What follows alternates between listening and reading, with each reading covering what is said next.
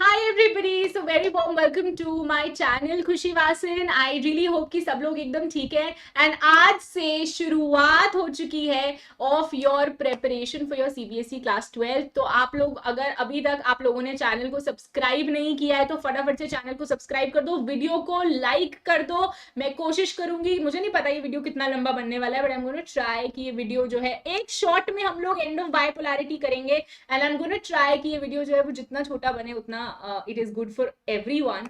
सो सबसे पहले तो I would like to just give you few information guys. Teachers day special scholarship test मेरे KW app में, अगर आप लोगों ने अब तक KW ऐप को डाउनलोड नहीं करा, खुशी वासन ऐप प्ले स्टोर पे जाइए, फटाफट से डाउनलोड कीजिए। वहां पे आपको जो है you will be getting a link जिसके थ्रू आप स्कॉलरशिप टेस्ट दे पाएंगे, जो है 4 सितंबर को 12:30 बजे दोपहर में। 4 सितंबर संडे है, आप सबकी छुट्टी होगी, 12:30 बजे स्कॉलरशिप टेस्ट होगा and the top 3 performers get ready for the surprises.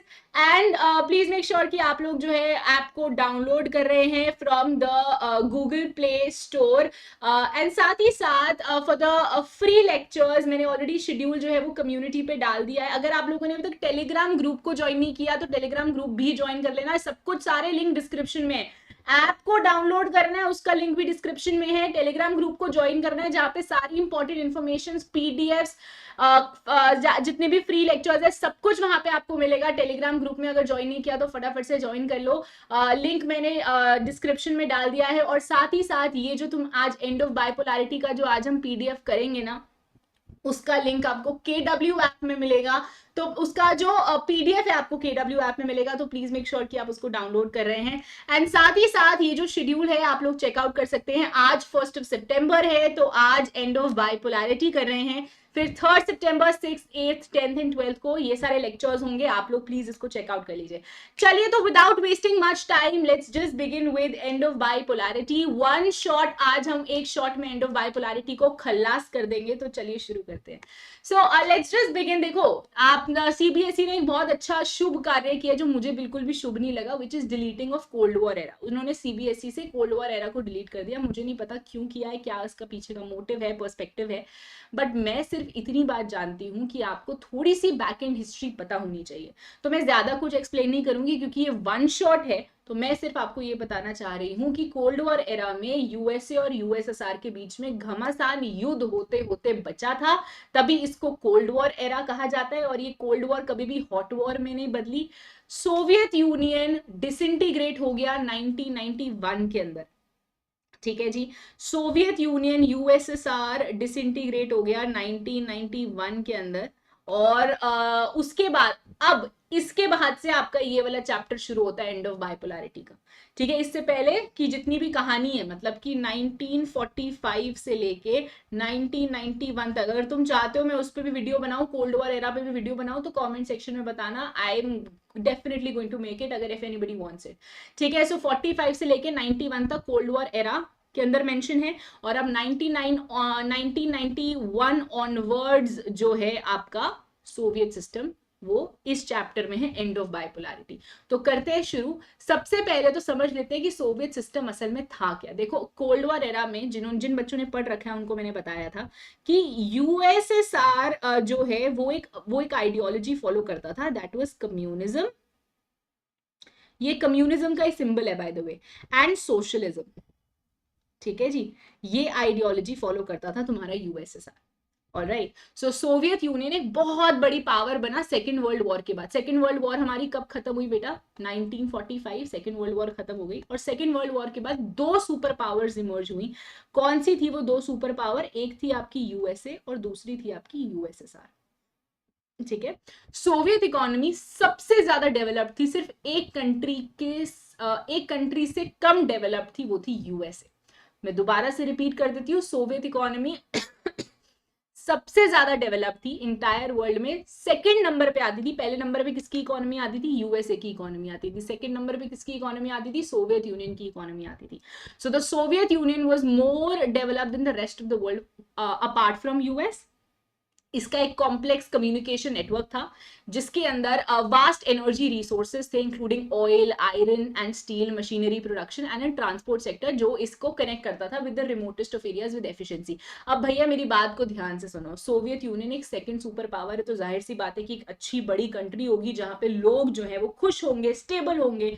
तो यहाँ पे सोवियत सिस्टम के अंदर सोवियत सिस्टम का कॉम्प्लेक्स कम्युनिकेशन नेटवर्क था, वास्ट, इसके पास एनर्जी रिसोर्सेज काफी अच्छे थे, मतलब कि इसके पास नेचुरल रिसोर्सेज काफी अच्छे थे, जैसे ऑयल हो गया, आयरन हो गया, स्टील हो गया, मशीनरी हो गया, ट्रांसपोर्ट सेक्टर बहुत अच्छा था सोवियत यूनियन का। सोवियत यूनियन दूर अपने गांव, रिमोटेस्ट ऑफ एरियाज का मतलब क्या होता है, दूर दूर तक के एरियाज को कनेक्ट करना जानता था, ठीक है, मतलब कि कनेक्शन था दूर दूर के एरिया से, दूर दूर के गांव से, रिमोटेस्ट ऑफ एरिया से सोवियत यूनियन कनेक्टेड था विद एफिशिएंसी।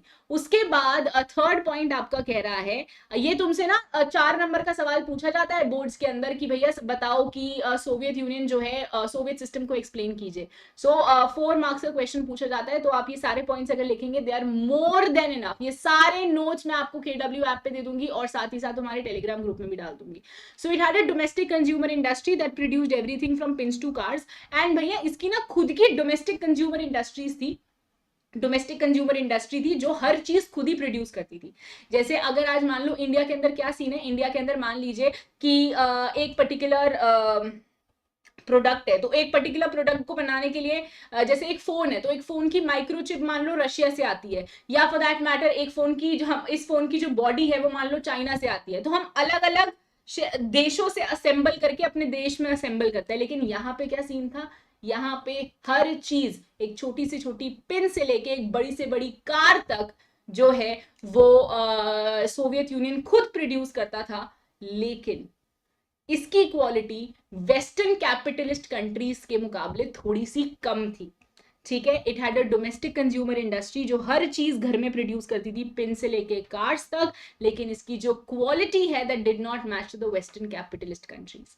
उसके बाद very important fourth point, the Soviet system या Soviet union ensured minimum standard of living. बेटा मिनिमम स्टैंडर्ड ऑफ लिविंग होता क्या है, मिनिमम स्टैंडर्ड ऑफ लिविंग होता है जहां पे गवर्नमेंट जो है वो बेसिक नेसेसिटीज प्रोवाइड कर रही है लोगों को, जैसे उनका हेल्थ हो गया, एजुकेशन हो गया, चाइल्ड केयर हो गया, वेलफेयर स्कीम्स हो गया, तो वो सारी चीजें सोवियत यूनियन प्रोवाइड करता था अपने सिटीजन्स को।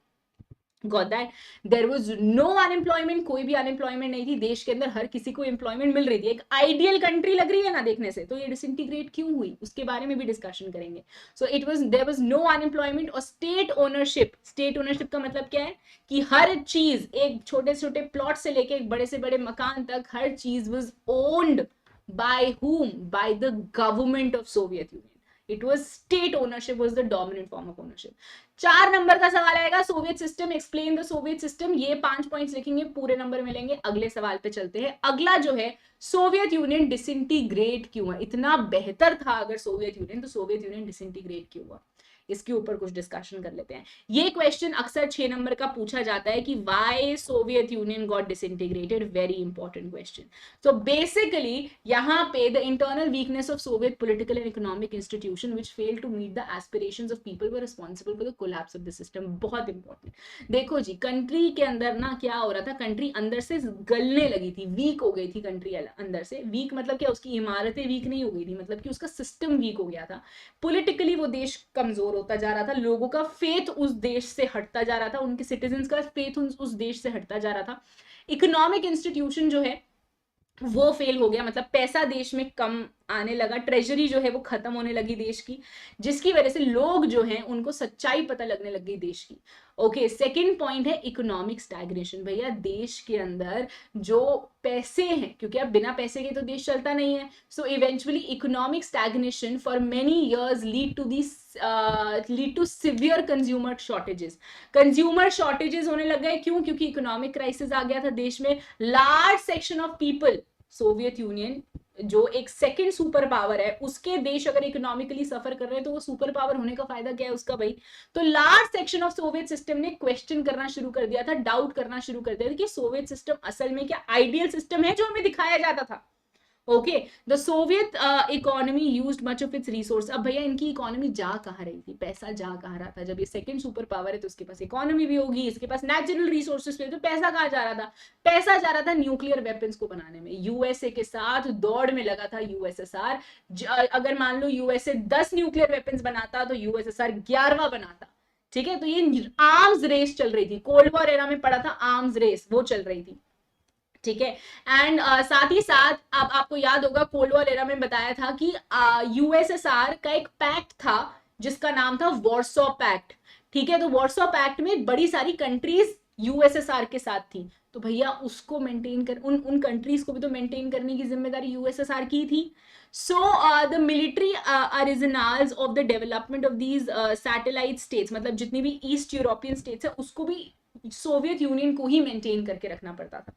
ठीक है, एंड दिस बर्डन, और ये जो बर्डन था यूएसएसआर का, ये एक ह्यूज इकोनॉमिक बर्डन था जो कंट्री कोप अप नहीं कर पा रही थी भैया, नहीं कर पा रही थी कंट्री कोप अप, क्योंकि एक तो आर्म्स रेस, उसके बाद फिर अपने अलायंसेस को भी मेंटेन करके रखना, उनको भी सपोर्ट करना, ऊपर से देश की भी डिससैटिस्फैक्शन झेलना। सो एक ये ह्यूज इकोनॉमिक बर्डन था जो सिस्टम कोप अप नहीं कर पा रहा था।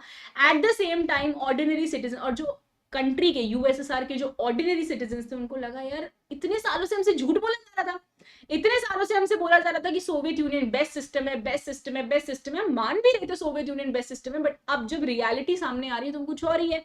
सो एट द सेम टाइम जो ऑर्डिनरी सिटीजन है वो और ज्यादा नॉलेजेबल हो गए कि यार यूएसए के अंदर तो इतनी ज्यादा एडवांसेस हैं, यूएसएसआर के अंदर तो कम है। ठीक है, they could see the difference between the USA's people and their own. ठीक है, so they could see the disparities between their system, अपने सिस्टम में और यूएसए के सिस्टम में, वेस्ट के सिस्टम में डिस्पेरिटीज मतलब डिफरेंसेस देख पा रहे थे। आफ्टर ये ईयर ऑफ बीइंग टोल्ड, अब सालों से उनको बताया जा रहा था कि सोवियत सिस्टम बेस्ट है और बेटर है, वेस्टर्न कैपिटलिज्म बेकार है, बर्बाद है, लेकिन जब सोवियत यूनियन की रियलिटी सामने आई तो वो लोगों के लिए, उनके सिटीजन्स के लिए एक शॉक की तरह थी। The reality of its backwardness came as a shock. और उसके बाद Soviet Union became stagnant in administrative and political sense as well. Soviet system जो है वो पॉलिटिकली भी स्टैग्नेंट का मतलब होता है सड़ जाना, गल जाना। ठीक है, तो पॉलिटिकली और एडमिनिस्ट्रेटिवली भी स्टैग्नेंट हो गया। क्यों हो गया भैया एडमिनिस्ट्रेटिवली एंड पॉलिटिकली स्टैग्नेंट? क्योंकि एक ही पार्टी, मान लो कांग्रेस तुम्हें 70 सालों से रूल कर रही है, तुम्हें लगेगा यार क्या कर रही है कांग्रेस, ठीक है, हमें नहीं मंजूर ये, तो एक ही पार्टी 70 सालों से रूल करी जा रही थी सोवियत सिस्टम के अंदर, the communist party that had ruled Soviet union for 70 years, और वो अकाउंटेबल भी नहीं थी लोगों को। अब यार अकाउंटेबल तो वो पार्टी तब होगी ना जब उसको हटने का डर होगा। आज बीजेपी अपन को अकाउंटेबल या आंसरेबल इसलिए है क्योंकि उसको पता है कि अगर आज हमने उसकी नहीं सुनी, अगर उसने आज हमारी नहीं सुनी तो 2024 में उसको हटा दिया जाएगा। बट यहाँ पे वो सीन ही नहीं था, 70 सालों से लगातार एक ही पार्टी पावर में आ रही थी और उसको डर ही नहीं था कि उसकी पार्टी की पावर जो है वो छीन सकती है। Ordinary people were alienated, ordinary people जो है वो एलियनेटेड मतलब बिल्कुल आउट ऑफ बॉक्स हो गए थे by the slow and stiffening administration, by the rampant corruption, by the inability of the system to correct its mistake that it had made. And system अपने आप को संवारने की कोशिश ही नहीं कर रहा था, उनको था जैसा चल रहा है सब ठीक है, हमें पावर मिल रही है ना, बस वही बहुत है। So unwillingness to allow more openness and centralisation of authority. So guys this was the entire case कि भैया सोवियत यूनियन डिसइंटीग्रेट क्यों हुआ। 6 नंबर का क्वेश्चन आएगा तो ये पॉइंट्स आप लिखेंगे, it will be more than enough for you guys to write. और भैया उसके ऊपर से मिखाइल गॉर्बाचेव का रोल, ये भी तुम 6 नंबर के क्वेश्चन में ऐड कर सकते हो, वो प्रीवियस वाले 6 नंबर के क्वेश्चन में, या इसका एक अलग से क्वेश्चन बन सकता है कि भैया रोल ऑफ गॉर्बाचेव क्या था। 4 मार्कर क्वेश्चन ये भी बन सकता है। मैं ये सारे मार्क्स इसलिए बता रही हूँ ताकि आप लोग, क्योंकि सब्जेक्टिव पेपर है और आपको पता चले कि भैया कौन से क्वेश्चन का क्या मार्क्स है। ठीक है, so role of what was the role of Mikhail Gorbachev. अब मेरी बात को ध्यान से सुनना, इनका टेन्योर पता होना चाहिए आपको। 1985 में पावर में आए थे आपके मिखाइल गॉर्बाचेव, 1985 में पावर में आए थे और 1991 में सोवियत यूनियन डिसइंटीग्रेट हो गया। तो क्या इसका मतलब ये है कि मिखाइल गॉर्बाचेव रीजन है सोवियत यूनियन की डिसइंटीग्रेशन का? आइए पता करते हैं। सो गॉर्बाचेव कैरीड आउट रिफॉर्म्स। गॉर्बाचेव ने ना 85 में जब गॉर्बाचेव आए तो उन्होंने बड़े सारे रिफॉर्म्स लेके, सही बंदे थे, ठीक है, बड़े सारे रिफॉर्म्स लेके आए, ठीक है, जिससे सोसाइटी जो है वो ठीक हो सके। जो भी उसके मेजर्स हैं वो खराब, जितने भी खराब मेजर्स हैं उनको ठीक करने की कोशिश करी गॉर्बाचेव ने। ठीक है, एंड बट फिर भी कुछ यार वही चीज हो जाती है ना, अब फॉर दैट मैटर अगर मैं बोलूं यार कि अगर एक इंसान बीमार है, अब अगर वो इंसान 30-35 दिनों से बीमार है तो उसकी बीमारी ऑलरेडी बढ़ जाएगी ना। अगर मैं उसको पहले दिन ही क्योर कर लूं तो उसकी बीमारी मैं रोक सकता हूँ, ठीक है। बट अगर मैं उसको 30th या 31st डे अगर मैं उसकी बीमारी पकड़ रहा हूँ तो यार वो इंसान तो ऑन द डेथ बेड हो जाएगा। सो इवेंचुअली गॉर्बेचेफ ने कमान तो संभाली, रिफॉर्म्स तो लेके आए देश के अंदर, सोवियत यूनियन के अंदर, लेकिन इवेंचुअली बहुत देर हो चुकी थी। There were some sections of people जो कह रहे थे कि भैया गॉर्बेचेव बहुत ज्यादा स्लो काम कर रहा है, गॉर्बेचेव को और ज्यादा फास्ट काम करना चाहिए, and they were disappointed and impatient with his methods. Should यहाँ पे लिखा हुआ है Gorbachev carried out his reforms but there were sections of the society that felt that Gorbachev should have moved much faster. बड़े सारे लोगों को लगा कि गॉर्बेचेव को थोड़ा फास्ट मूव करना चाहिए, एंड वो बहुत डिसअपॉइंटेड थे और इम्पेशेंट थे उसके मेथड से, गॉर्बेचेव के मेथड से, एंड उनको लगा कि जो गॉर्बेचेव रिफॉर्म्स ला रहा है वो बिल्कुल भी बेनिफिट के नहीं है। And there were other sections of people जिनको लगा, जो पावर एंड प्रिविलेज वाले लोग थे ना, जिनको असल में यूएसएसआर पावर एंड प्रिविलेज देता था, उनको ये लगा कि गॉर्बेचेव बहुत स्लोली काम कर रहा है, नहीं गॉर्बेचेव बहुत ज्यादा तेज काम कर रहा है, इज वर्किंग टू क्विकली, उसको थोड़ा धीरे धीरे काम करना चाहिए। अब यार जिसकी पावर जा रही है उसको तो लगेगा ना कि ये नेता क्या कर रहा है, ये इतना तेज तेज काम क्यों कर रहा है, इसको स्लो काम करना चाहिए। So others felt that their power and privileges जो है वो खत्म हो रहे हैं और गॉर्बेचेव बहुत जल्दी रिफॉर्म्स लेके आ रहा है।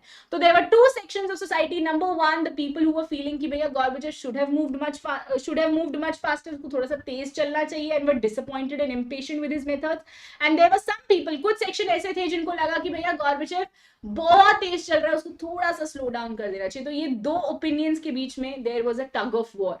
सोवियत यूनियन के लास्ट लीडर थे गॉर्बेचेव, याद रखिएगा इसको, सोवियत यूनियन के लास्ट लीडर थे गॉर्बेचेव, और इन्होंने काफी ज्यादा economic and political reforms introduce करे ऑफ पेरिस्ट्रोइका एंड ग्लासनोस्ट, ठीक है। पेरिस्ट्रोइका एक रिफॉर्म है जो गॉर्बेचेव ने इंट्रोड्यूस किया, जिसका मतलब था रिकंस्ट्रक्शन ऑफ द इंस्टीट्यूशन, हम इंस्टीट्यूशन को दोबारा से रिकंस्ट्रक्ट करेंगे। एंड ग्लासनोस्ट जिसका मीनिंग क्या था, ओपननेस एंड ट्रांसपेरेंसी, जिसका मीनिंग क्या था, ओपननेस एंड ट्रांसपेरेंसी। ये दो रिफॉर्म्स आपसे 1 नंबर के क्वेश्चन में पूछे जा सकते हैं, कौन कौन से दो रिफॉर्म्स इंट्रोड्यूस करे गॉर्बेचेव ने, perestroika which is reconstruction of institution, glasnost which is openness and transparency. Please make sure that you are learning all of them.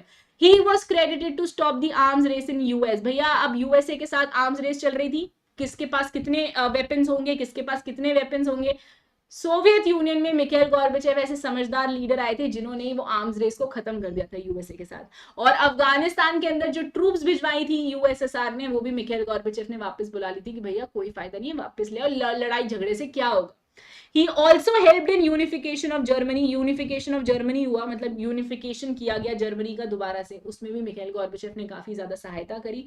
ये ही रिस्पॉन्सिबल थे जिसकी वजह से कोल्ड वॉर खत्म हुई यूएसए और यूएसएसआर के बीच में। एंड साथ ही साथ इन्हीं को ब्लेम किया जाता है for the disintegration of Soviet union, ठीक है। तो इन्होंने अच्छा काम किया लेकिन इनको ब्लेम किया जाता है फॉर द सोवियत यूनियन का डिसइंटीग्रेशन। क्यों? क्योंकि there were some sections of the people who were thinking कि गॉर्बेचेव भैया बहुत स्लोली चल रहा है, उसको थोड़ा सा फास्ट चलना चाहिए, and there were some sections of people who were feeling कि भैया Gorbachev should have moved much, Gorbachev is actually moving much faster, उसको थोड़ा सा स्लो चलना चाहिए। तो इस डिवीजन ऑफ ओपिनियन के अंदर सोवियत यूनियन डिसइंटीग्रेट हो गया और गॉर्बेचेव को ब्लेम किया गया for the disintegration of Soviet union. अब सोवियत यूनियन डिसइंटीग्रेट हो गया 1991 में। अब जब सोवियत यूनियन डिसइंटीग्रेट हुआ तो उसके बाद फिर 15 कंट्रीज को फॉर्म कर दिया गया। पहले सोवियत यूनियन कुछ ऐसा दिखता था, अब सोवियत यूनियन 1991 के बाद ऐसा दिखता है, ठीक है। ये तुम्हारा रशिया है और ये बाकी के 14 सेंट्रल एशियन रिपब्लिक्स हैं। याद रखना, पहले सोवियत यूनियन ऐसा दिखता था, अब सोवियत यूनियन के 15 टुकड़े हो गए थे, 15 डिफरेंट कंट्रीज में बढ़ गया था इंक्लूडिंग रशिया। ओके, सो अब ये 15 कंट्रीज ने क्या किया, इन 15 कंट्रीज ने कहा कि भैया हम अलग अलग तो हो गए हैं लेकिन हम एक इंस्टीट्यूशन तो फॉर्म कर सकते हैं जो हमें एक साथ रखे। जैसे आज सार्क है, सार्क क्या करता है, सार्क साउथ एशिया की कंट्रीज को एक साथ रखता है। एशियान क्या करता है, साउथ ईस्ट एशिया की कंट्रीज को एक साथ करता है। यूरोपियन यूनियन क्या करता है, वेस्ट यूरोपियन कंट्रीज को एक साथ रखता है। वैसे CIS ये कॉमनवेल्थ ऑफ इंडिपेंडेंट स्टेट, ये एक रीजनल ऑर्गेनाइजेशन है जो ये 15 कंट्रीज को एक साथ रखने की मांग करता था, ठीक है। तो CIS की फुल फॉर्म क्या है पता होनी चाहिए, कॉमनवेल्थ ऑफ इंडिपेंडेंट स्टेट्स इसकी फुल फॉर्म है। इसको फॉर्म किया गया 1991 के अंदर जब सोवियत यूनियन डिसइंटीग्रेट हुआ उसके बाद, एंड इसके मेंबर्स थे रशिया, एस्टोनिया, जॉर्जिया, ठीक है, यहाँ पे थोड़ा सा गलत लिखा हुआ है, यहाँ पे Russia plus 14 central Asian republics होना चाहिए बेटा, ठीक है, मतलब कि रशिया और रशिया के साथ साथ 14 सेंट्रल एशियन रिपब्लिक्स, इन्होंने क्या किया, सीआईएस को ज्वाइन किया जब सोवियत यूनियन डिसइंटीग्रेट हुआ। ये सीआईएस का लोगो है, जैसे सार्क का अपना लोगो है, यूरोपियन यूनियन का बुक में दे रखा है, न्यू सेंटर्स ऑफ पावर में अपना लोगो है, एशियन का अपना लोगो है, वैसे इसका अपना लोगो है, चेक कीजिएगा। ये 15 जो इंडिपेंडेंट कंट्रीज हुई थी सोवियत यूनियन के डिसइंटीग्रेशन के बाद, उन्होंने अपना एक ऑर्गेनाइजेशन फॉर्म किया था। अब बात करते हैं, सोवियत यूनियन डिसइंटीग्रेट हो गया, उसके कॉन्सिक्वेंसेस क्या है, सोवियत यूनियन डिसइंटीग्रेट हुआ उसके बाद क्या हुआ, उसके कॉन्सिक्वेंसेस क्या हुए, ठीक है जी। तो सबसे पहला कॉन्सिक्वेंस क्या है, ये सारे क्वेश्चंस बहुत इंपॉर्टेंट है, ये सारे टॉपिक्स बहुत इंपॉर्टेंट है। अगर तुम एंड ऑफ बाइपोलैरिटी की वीडियो देख लो, इसके अलावा तुम्हें और कुछ करने की जरूरत नहीं है एंड ऑफ बाइपोलैरिटी में, ठीक है। कॉन्सिक्वेंसेस ऑफ डिसइंटीग्रेशन, सबसे पहला कॉन्सिक्वेंस ऑफ डिसइंटीग्रेशन है कि number 1, end of cold war confrontation. अब कोल्ड वॉर जैसा नाम ही गायब हो चुका था, अब कोल्ड वॉर एग्जिस्ट ही नहीं करती थी, सोवियत यूनियन डिसइंटीग्रेट हो गया था। End of cold war confrontation, end of confrontation से कुछ और भी अच्छी चीजें हुई, जैसे आर्म्स रेस खत्म हो गई दोनों देशों के बीच में, और जब दोनों देश मैसिवली हथियार नहीं बनाएंगे तो पीस ही आएगा ना, एंड पॉसिबल न्यू पीस। उसके बाद सेकेंड कॉन्सिक्वेंस क्या हुआ, सेकेंड कॉन्सिक्वेंस हुआ आपका कि now the power relations in world politics change and therefore the relative influence of ideas and institutions also change. अब पावर रिलेशंस चेंज हो गए। अब यूएसए की मान लो पहले एक कंट्री के साथ बिल्कुल नहीं बनती थी, अब जब कोई कोल्ड वॉर है ही नहीं, तो जैसे अब यूएसए की ना इंडिया के साथ मान सकते हैं ऐसा कि यार कम बनती थी बिकॉज ऑफ सोवियत यूनियन, ठीक है। लेकिन अब क्या हुआ, इंडिया ने बहुत जोर डाला यूएसए के साथ अच्छे रिलेशंस मेंटेन करने का, आप समझ रहे हैं। तो अब यूएसए एक सोल पावर, इकलौता पावर बन गया, एंड कैपिटलिस्ट इकोनॉमी। पहले क्या था, पहले शक था कि पहले या तो कम्युनिस्ट इकोनॉमी बेहतर है या कैपिटलिस्ट इकोनॉमी बेहतर है। अब प्रूव हो गया सोवियत यूनियन की डिसइंटीग्रेशन के बाद कि capitalist economy is now the dominant economic system in the country. Okay, and third consequence क्या है डिसइंटीग्रेशन ऑफ सोवियत यूनियन का, थर्ड कॉन्सिक्वेंस है एंड ऑफ सोवियत ब्लॉक। से क्या हुआ, 15 कंट्रीज इंडिपेंडेंट हुई, तो मेंट the emergence of many new countries. और भैया हर कंट्री की अलग एस्पिरेशंस थी, अलग चॉइसेस थी। तो सोवियत यूनियन का डिसइंटीग्रेशन हुआ 1991 में, और इसकी वजह से there was the coming of many new countries that had different aspirations and choices. And conclusion में हम क्या लिखेंगे, conclusion में लिखेंगे thus international system saw many new players जो emerge हुए, ठीक है, each of it जिसकी अपनी खुद की आइडेंटिटी थी, इंटरेस्ट था, इकोनॉमिक एंड पॉलिटिकल डिफिकल्टीज थी। क्लियर है, ये आपका कॉन्सिक्वेंसेस ऑफ डिसइंटीग्रेशन आ जाता है। अब हम चलते हैं और अब हम बात करते हैं शॉक थेरेपी। वेरी इंपॉर्टेंट, बहुत इंपॉर्टेंट है शॉक थेरेपी। ये एग्जैक्टली 6 नंबर का सवाल पूछा जाता है कि शॉक थेरेपी असल में क्या है, सो इसको जरा डिस्कस कर लेते हैं। So model of transition in Russia, ठीक है, शॉक थेरेपी क्या हुआ, आप सब लोगों को पता चल गया कि capitalist economy is the dominant economy. तो रशिया और सेंट्रल एशिया, ये है बेटा सेंट्रल एशिया आपका, ये पूरा एरिया आपका सेंट्रल एशिया है। अब सेंट्रल एशिया को फोर्स किया गया कि वो कौन सी आइडियोलॉजी को अपनाए, कैपिटलिस्ट आइडियोलॉजी को अपनाए। इनका ट्रांजिशन, इनका change from communism to capitalism को शॉक थेरेपी कहते हैं।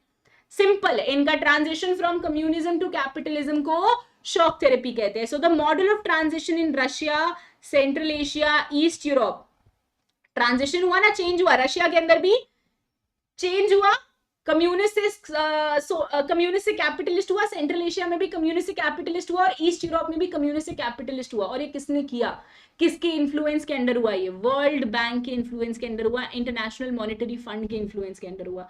इसको हम शॉक थेरेपी कहते हैं। बहुत बच्चों को शॉक थेरेपी में डाउट है, आज क्लैरिफाई हो जाएगा। चेंजेस पे आ जाते हैं, चेंजेस क्या क्या हुए शॉक थेरेपी के अंदर। Russia had to make a total shift, Russia को टोटल शिफ्ट करना पड़ा फ्रॉम टू कैपिटलिस्ट इकोनॉमी। पहले वो क्या थी, एक कम्युनिस्ट इकोनॉमी, एक सोशलिस्ट कंट्री, अब उसको कैपिटलिज्म में बढ़ना पड़ा। जिसका यार वही चीज हो गई ना कि आपको बचपन से कुछ सिखाया हो, ठीक है, अब आपको बचपन से एक ही चीज सिखाई है, अब उसके बाद आपको अचानक से बोल दिया जाए नहीं नहीं ये गलत है, अब तुम ये फॉलो करो। तो इसका क्या मतलब है कि आपकी जड़ों से आपको उखाड़ के किसी और जड़ में डाल दिया, ठीक है। So rooting out completely, this was rooting out completely, कि आपको बचपन से सिखाया हो कि यार, क्योंकि जब सोवियत यूनियन बना था 1917 में, तो तब से वो कम्युनिज्म फॉलो कर रहा है। अब रशिया को एकदम से बोला गया कि कैपिटलिस्ट इकोनॉमी को अपना लीजिए, ठीक है। सो इसका मतलब है routing out completely, shock therapy थी। ठीक है। उसके बाद प्राइवेटाइजेशन ऑफ स्टेट एसेट्स, पहले स्टेट एसेट्स मैंने अभी बताया किसके कंट्रोल में हुआ करती थी, स्टेट की एसेट्स स्टेट के कंट्रोल में हुआ करती थी, सरकार के कंट्रोल में हुआ करती थी। अब किसके कंट्रोल में, अब प्राइवेटाइजेशन हो गई। अब प्राइवेटाइजेशन का मतलब क्या है कि अब जिसके पास जितना पैसा वो उतना रिच, ठीक है। And cooperate ownership patterns were immediately brought in. Collective farming system, पहले क्या होता था, पहले एक फार्म होता था और वो फार्म स्टेट को बिलोंग करता था, ठीक है, और वहां पे अलग अलग लोग एम्प्लॉयड होते थे, ठीक है, और उसको भैया उनको बस अपनी सैलरी मिला करती थी। अब क्या हो गया, अब ये कलेक्टिव फार्मिंग सिस्टम डिसइंटीग्रेट हो गया, प्राइवेट फार्मिंग सिस्टम हो गया, जिसमें ये एक फार्म है और एक ये फार्म मान लीजिए राम को बिलोंग करता है, और ये जो राम है ये इसका ये पर्टिकुलर प्लॉट हो गया, ये प्राइवेटाइजेशन हो गई, ठीक है। Collective farming were replaced by private farming. उसके बाद complete switch to free trade. पहले क्या होता था, पहले ट्रेड नहीं करता था सोवियत यूनियन, मैकडॉनल्ड्स एंड ये सारी चीजें भी नहीं थी सोवियत यूनियन के अंदर, ठीक है, but at the same time अब जो है फ्री ट्रेड होने लग गया। मतलब कि अगर आप अब क्या हो गया, अब बड़ी बड़ी कंपनीज जो है वो सोवियत यूनियन अब रशिया के अंदर आ सकती हैं, अपनी एंटरप्राइज सेटअप कर सकती हैं, एंड ट्रेड पे कोई टैक्स नहीं लगेगा, ठीक है। उसके बाद free trade regimes and foreign direct investment, foreign बाहर से डायरेक्टली इन्वेस्टमेंट होगी, फ्री ट्रेड रिजीम्स होगी, मतलब कि ट्रेड में अब कोई टेरिफ या टैक्स नहीं लगाया जाएगा। इसको मेन इंजन ऑफ चेंज माना गया। And each state from this block, अब जितनी भी स्टेट इस ब्लॉक से थी, इस ब्लॉक से जितनी भी स्टेट्स थी, अब वो कंप्लीटली डायरेक्टली लिंक थी वेस्ट से, यूएसए से, यूरोप से, याद रखिएगा। उसके बाद आ जाते हैं consequences of shock therapy. consequences of shock therapy क्या थे, so it ruined the economies and brought disaster on the people of entire region। economy बर्बाद, disaster आ गया entire region पे, ठीक है। रशिया जो जिसके पास सबसे बड़ा स्टेट कंट्रोल इंडस्ट्रियल कॉम्प्लेक्स था, उसकी इंडस्ट्री इतनी बहुत बहुत बड़ी बड़ी इंडस्ट्री थी रशिया की, वो ऑलमोस्ट कोलैप्स हो गई। 90% ऑफ रशिया की इंडस्ट्री को सेल पे लगा दिया गया, और सेल पे भी उस रशिया को कोई मुनाफा नहीं हुआ, थ्रो अवे प्राइसेस पे सेल पे लगाया गया, मतलब कि बहुत कम दामों पे सेल पे लगाया गया to companies and individuals.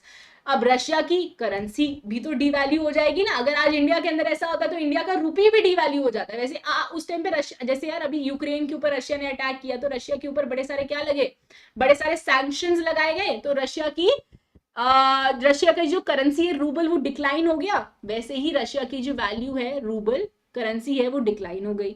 Collective farming system को डिसइंटीग्रेट कर दिया गया। अब यार कलेक्टिव फार्मिंग सिस्टम नहीं है तो मतलब people were left with no food security, अब लोगों के पास फूड सिक्योरिटी नहीं थी।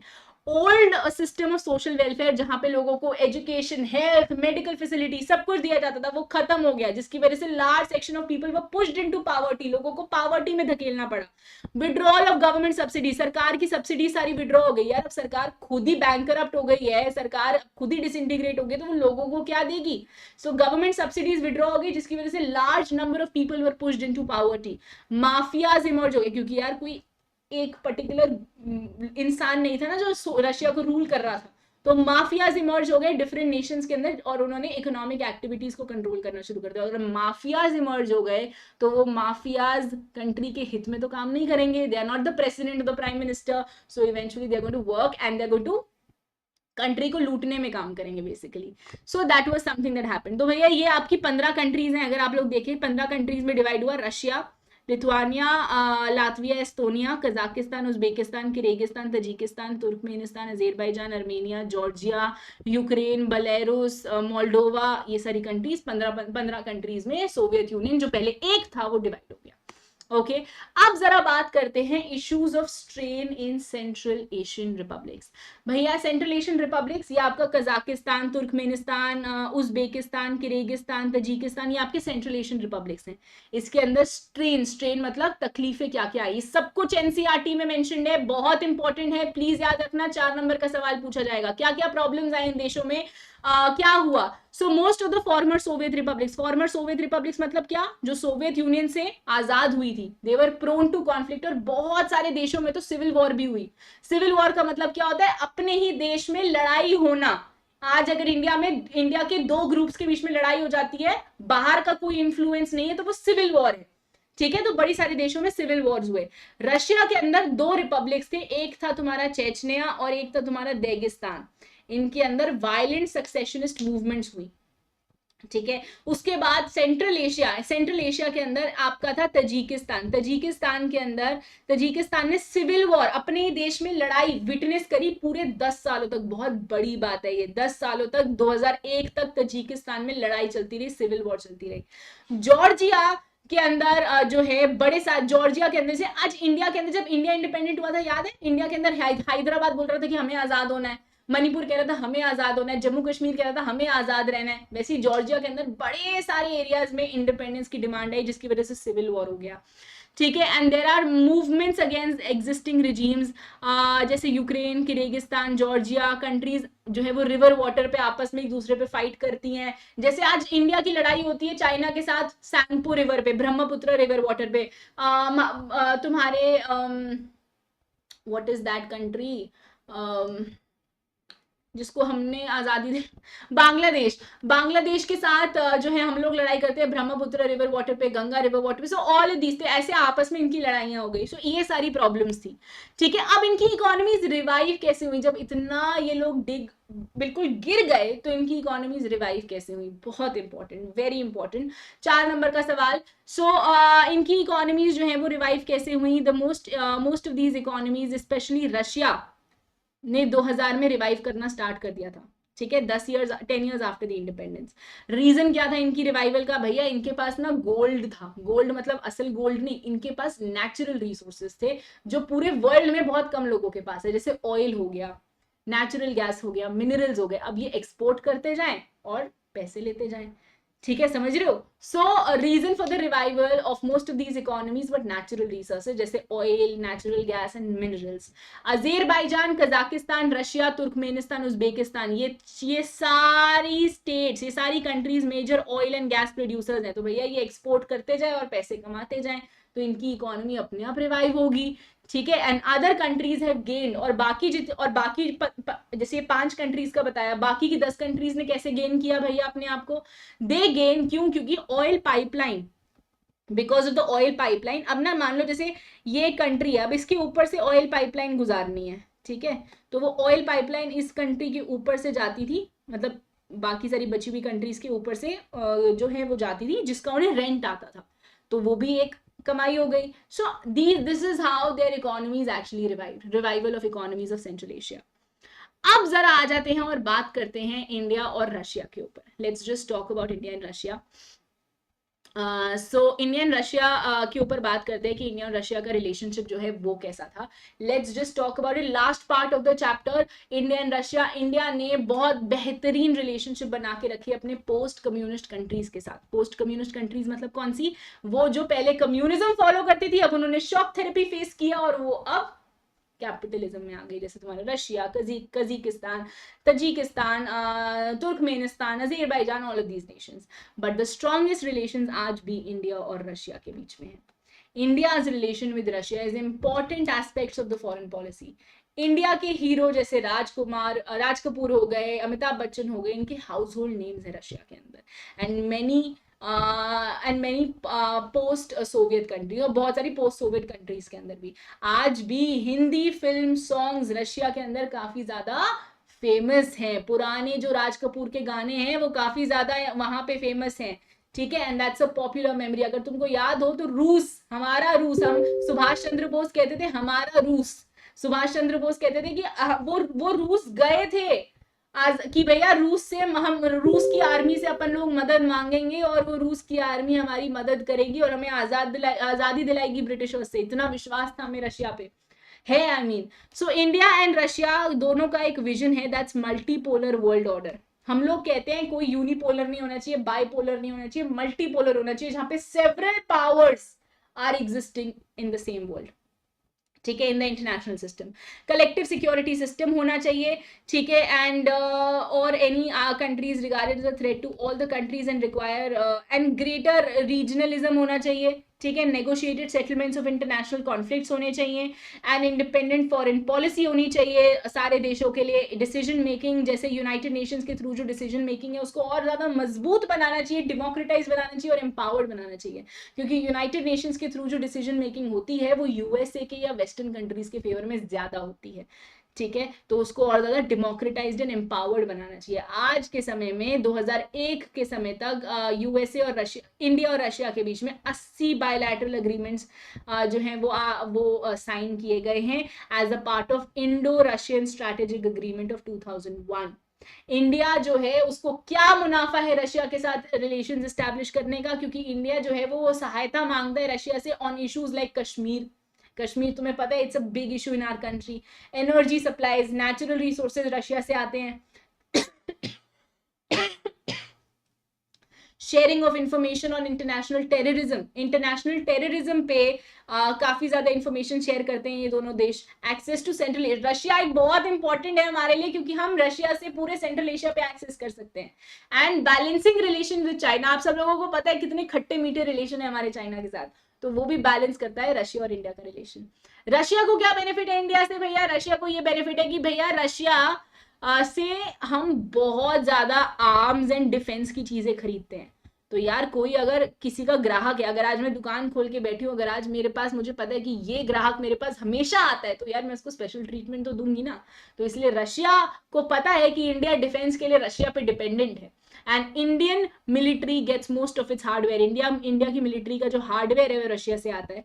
Since India is the oil importing nation, India एक ऑयल इंपोर्टिंग नेशन है। इंपोर्टिंग मतलब ऑयल को इंपोर्ट करता है, उसमें इंडिया में ऑयल है नहीं, इंडिया के अंदर ऑयल नहीं मिलता, वो ऑयल को बाहर से इंपोर्ट करता है।